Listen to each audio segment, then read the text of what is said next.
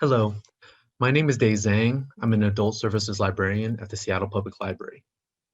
This tutorial is an adapted version of the Fake News Survival Guide, which is a 2-hour class we teach at the Seattle Public Library. We have provided this tutorial in many capacities for many different audiences. This is what we're going to be covering today. What is fake news? Why is this happening?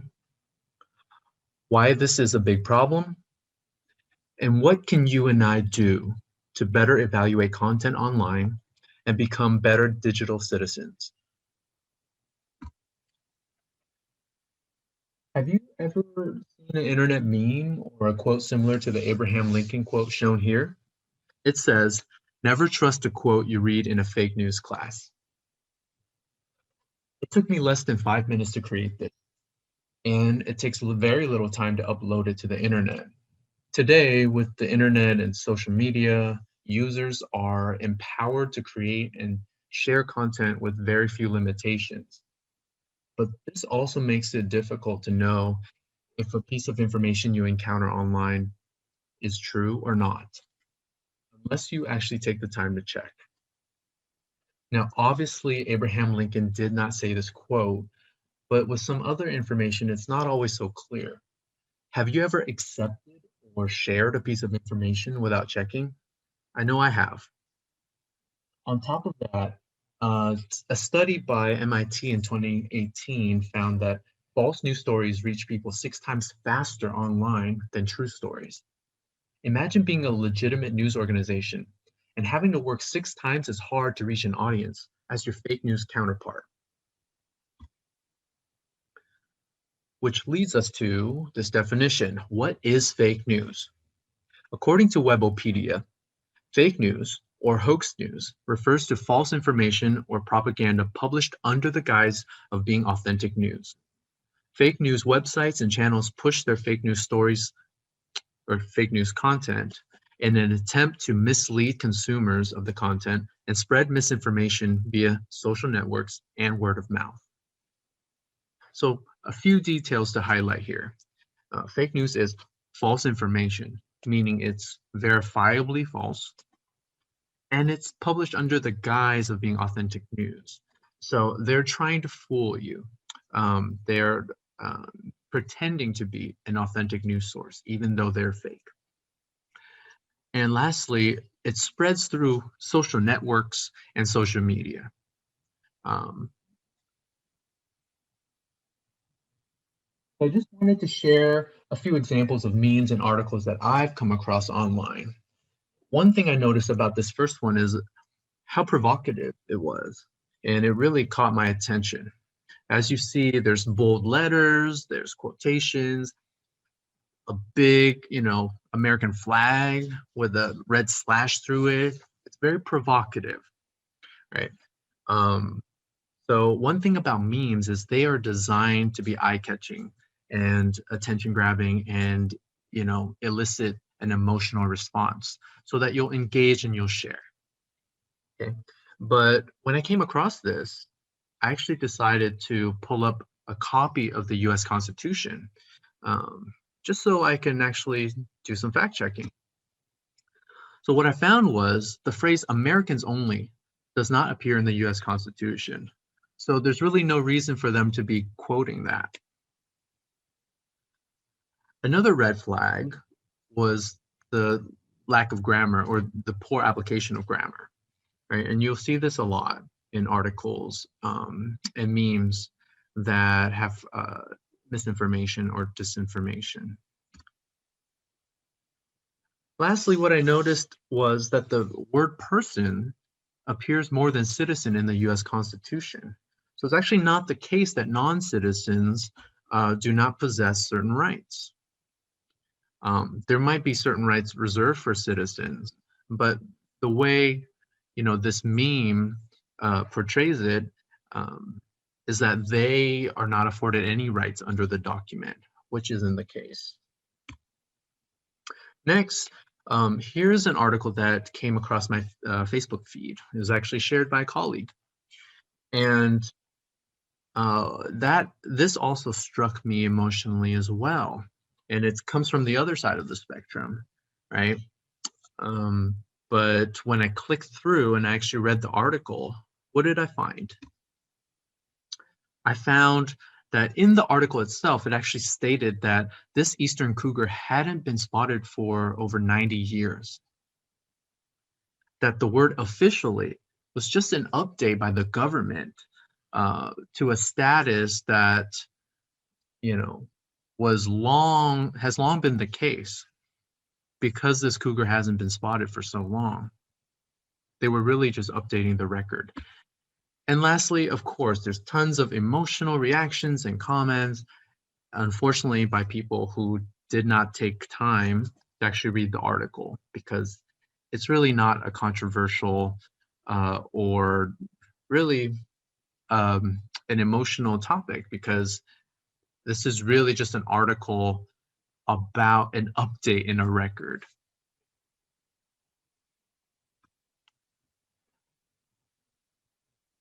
Now, this text was sent to me by a family member at the beginning of COVID-19 in America.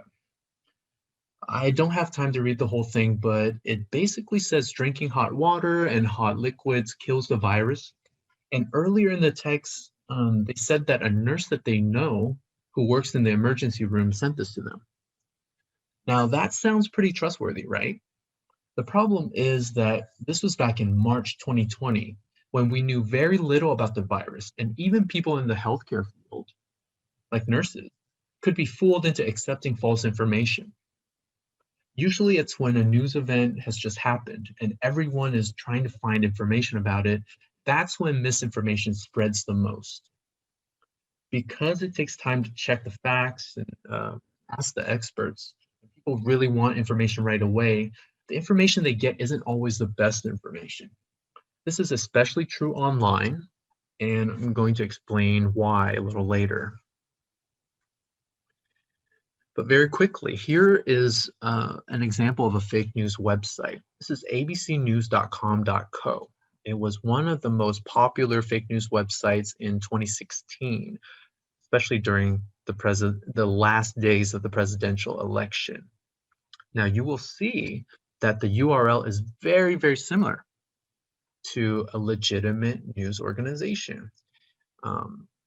You might just guess from the URL that this was the ABC News website. In fact, it isn't.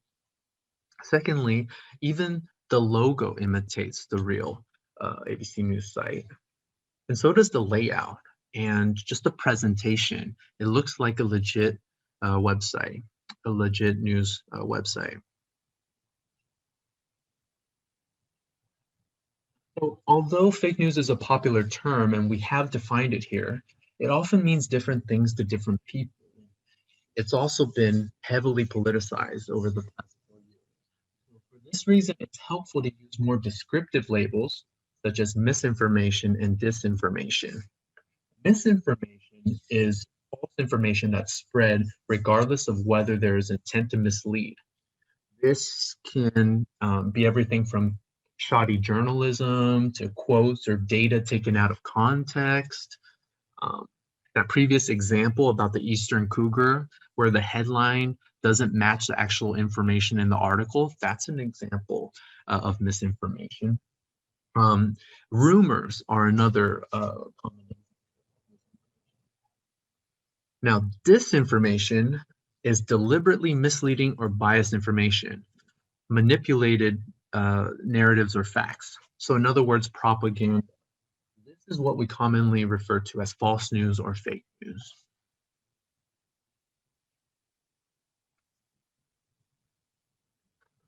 So I just want you to take a moment for yourself to think about examples of misinformation and disinformation that you have encountered online.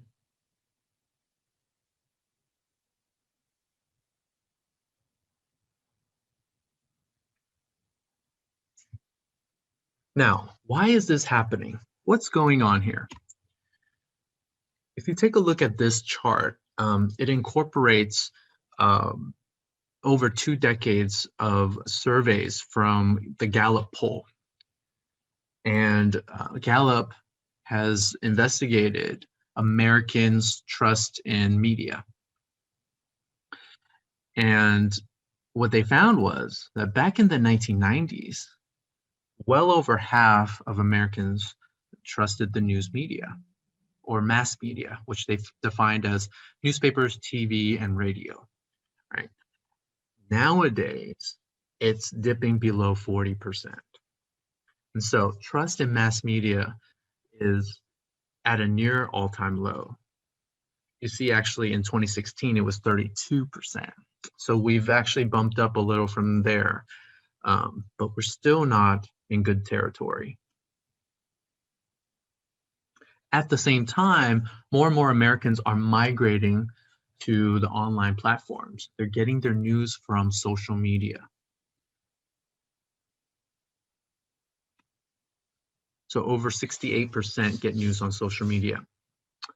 But at the same time, most social media news consumers expect news there to be inaccurate. So that's a big problem. Now, I came across this statistic while creating this tutorial as well.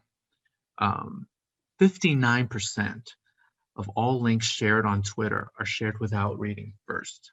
Now, this was research done in 2016 that looked at Twitter shares, and they found that people were sharing links on Twitter without ever clicking through and actually reading. So they were looking at the headline, feeling an emotional connection or feeling like it validated what they already thought, and they just shared immediately, right? And as you see, this hilarious headline by the Washington Post, 6 in 10 of you will share this link without reading it, a new depressing study finds. This is pretty meta. So I always tell people that you can stop fake news in its tracks a lot of the time by just taking the time to read and consume the content thoroughly and critically before sharing. Now, there's also confirmation bias, which is the tendency to process information by looking for or interpreting information that is consistent with one's existing beliefs. Right, so you'll see the 2 different article examples here on the slide. The first one up top says, "Drowned in Sound, How Listening to Music Hinders Learning." The second one says, "3 Reasons You Should Try Studying While Listening to Music." So let's say I'm someone who loves to study while listening to music. Chances are I'm going to click on the second one, and I'm not going to pay attention to the first one. Now, confirmation bias is something that's built into human psychology. It's something that you and I and everyone else shares, and it's something that we have to watch out for. So if our own confirmation bias wasn't difficult enough to overcome, the internet actively reinforces our biases through something called the filter bubble. It's a term coined by entrepreneur and technology activist Eli Pariser in his 2011 book of the same name. Here's a quote from Pariser. "As websites get to know our interests better, they also get better at serving up content that reinforces those interests, while also filtering out things we generally don't like. We see this with things like Netflix, whose algorithms take data about what you watch to give you more and more personalized suggestions. The entire internet pretty much does the same thing.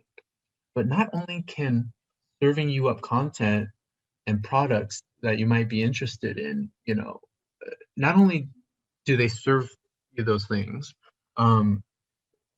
it also serves you up, all the things. It also filters out, all the things that you might not be interested in, including information that doesn't already agree with your worldview. So that can be dangerous because it creates a world in which we all have our own personal universe of information and no longer a shared or agreed upon set of facts. Now, this quote comes from a book called Virtual Unreality by Charles C. One of the things that this book talks about is how with the internet, there's now so much information and so many sources. Oh, let me read the quote. The media are being driven further and further into the cut and paste realm by the unforgiving economics of post-scarcity information. It's expensive to be a primary news gatherer. So this gets at the economics of online information, specifically news information, right?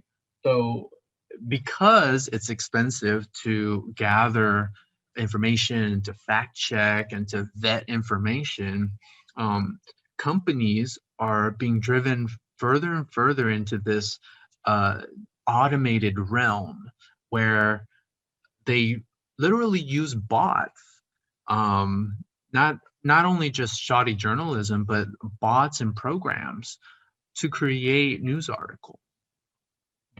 So, and this is because the way you make money online is by getting consumers to click on your page. And so you have paid advertisements on your pages of your website. And if you can get someone to click on your page by using a catchy headline or an extreme claim, that's what you'll do. And so, as I said, a lot of what we're reading now online is not written by humans, but by bots or programs.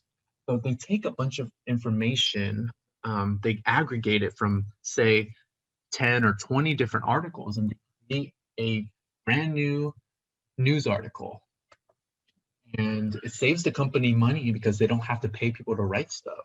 But the result is content that you can't actually trust because there's no fact checking. And a lot of the time, the writing has mistakes or might not even make sense. This is another reason why it's so important to stop and read and think about what you're reading before sharing.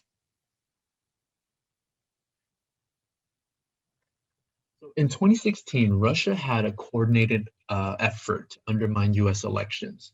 They probed state voter databases, they hacked the Hillary Clinton campaign, they hacked the DNC, and they generally spread distrust and division with social media content that stirred people up on both sides of controversial issues, like Black Lives Matter, for example.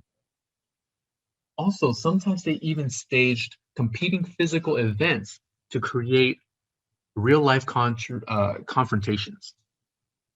And in 2018, Facebook closed down hundreds of pages that they traced to Russia's Internet Research Agency, their propaganda arm of the government. These pages were targeting Americans and posting more and more extreme content. For example, the page Black Elevation was pretending to be a page for African Americans, and they were posting content supporting the group. They even posted a position that they were hiring for, but this was all a trick.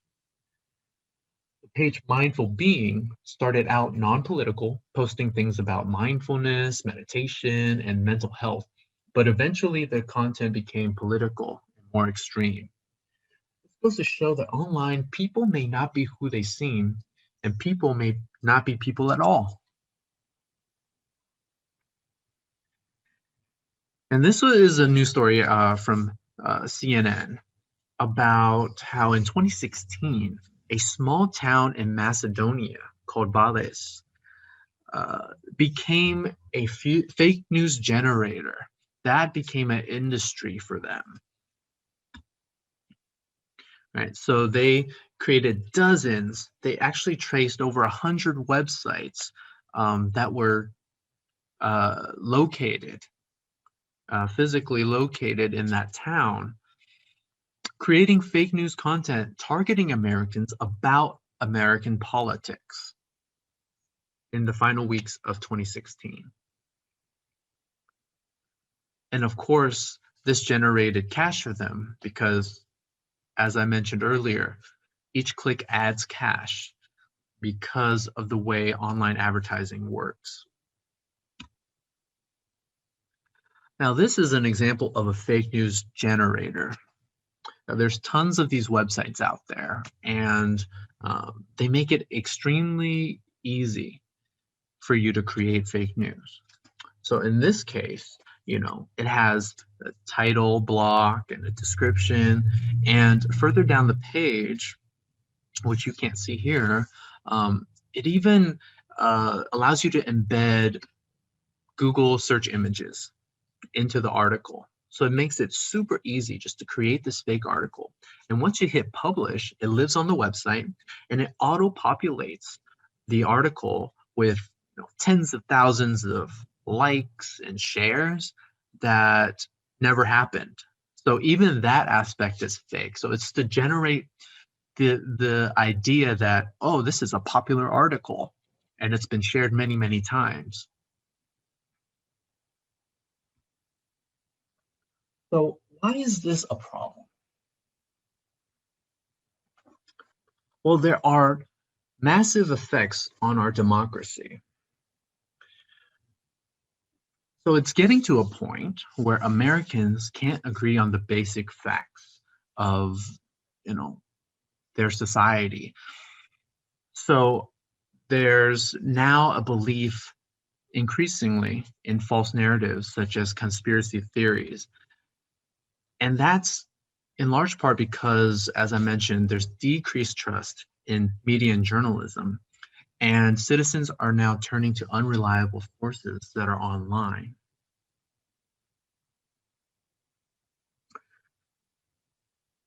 And there's also lack of local journalism. So studies show that Americans, they tend to trust their local news outlets, right? That are more boots on the ground, that are more tied to the local communities. They're more accountable. They're often owned by, local business people, and they're just more accountable to the citizens of that community. Now, thousands of local newspapers, for example, have dried up and closed up shop over the last couple decades. And that has had a very detrimental effect. So as a result, citizens become less informed, especially about their local community and local politics. And they turn to more general and nationwide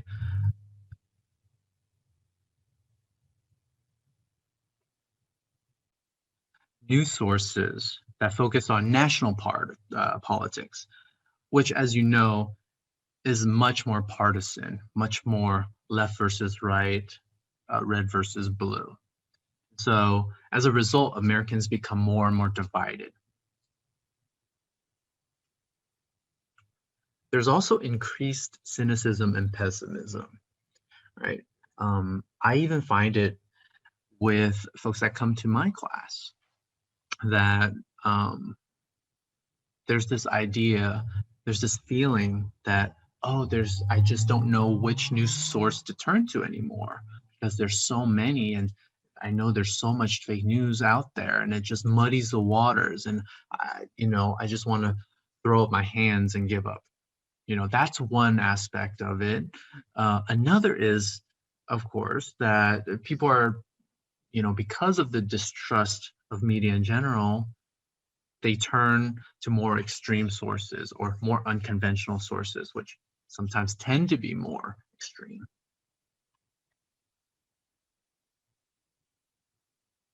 So during the 2016 election, a conspiracy theory called Pizzagate began appearing on the internet.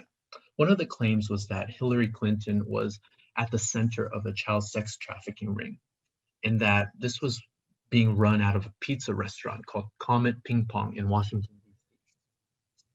In December of 2016, a man from North Carolina drove from his home to DC with an AR-15 rifle to investigate the restaurant and free the children. The problem? There were no children and there was no sex trafficking going on. Now, this man ended up firing the gun in the restaurant, though thankfully no one was hurt. He was sentenced to 4 years in prison, and when asked, he said that he read article after article online about kids being hurt and that he felt he had to do something. He had to help the children. So he actually committed this crime with good intentions, but it was fueled by false news, fake news. This is just one example of how fake news and conspiracy theories can jump from online to real world consequences, how dangerous it can be. Here's another example for you. Hundreds dead because of COVID-19 misinformation. So this study looked at going back to March and April, just those 2 months, as at the start of the pandemic in America. It looked at how many people were hospitalized and died as a result of drinking methanol, which they believed to be a cure for coronavirus. And of course, this was due to misinformation being spread. What can we do about this? As I mentioned earlier, my top tip is always read, listen, watch critically before sharing. Recall the statistic of 59% of links being shared without clicking through. Now, I encourage you to be one of the people, one of the 41% who actually clicks through and reads before actually sharing. No, click the article, read thoroughly. Does this make sense? What is being presented? Number two, check the source. Who's writing this? Who is publishing it? What are the images that they use? What are the examples that they use? Can you trace them?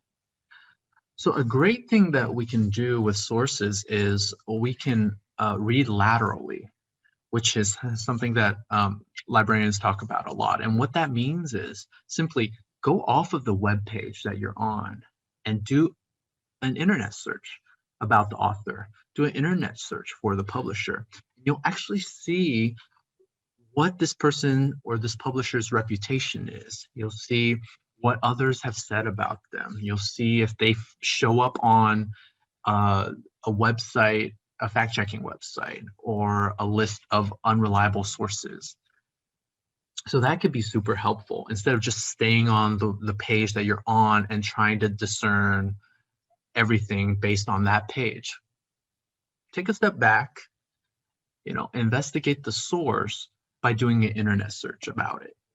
And thirdly, what is the support? What evidence is being presented? Are they consulting experts for this article? Are they quoting them? Who are these experts? And what is their education? What's their background?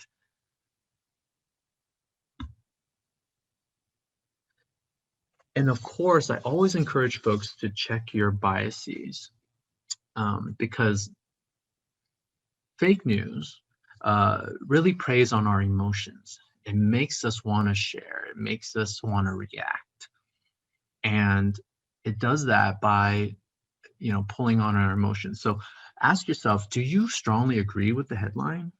Do you have an emotional connection to it or a strong emotional reaction to it? Do you feel like liking, sharing, or commenting right away? If so, that's a good clue to stop, pause, maybe come back to it later when you don't feel, such a strong emotional pull. Or maybe it means read the article, but just be aware that you have to be especially, critical and skeptical just because of the way you're feeling or because you already agree, with the framing. And lastly, ask yourself, are you willing to consider a different point of view before making up your mind, right? With the echo chambers and the filter bubbles of the internet, it's so difficult to step outside of, the points of view that we already have. But it's very worthwhile. And you'll find that when you are open and actively seek out different points of view, you actually might end up changing your mind and evolving and becoming a better informed, consumer of information. So a good resource that I recommend is going to allsides.com, ALLSIDE.com. Now, what this website does is it presents news stories in 3 columns. The left column is the more liberal, left-leaning articles. The middle column is the more centrist or moderate, and the right are the more conservative or right-leaning.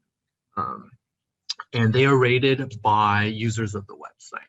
So it really becomes like a town square, and where everybody who visits this site has the same exposure to the information, and you can actually see different viewpoints expressed right there.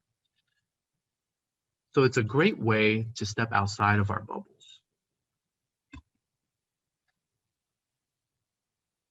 Now, I love this quote by the great physicist Richard Feynman.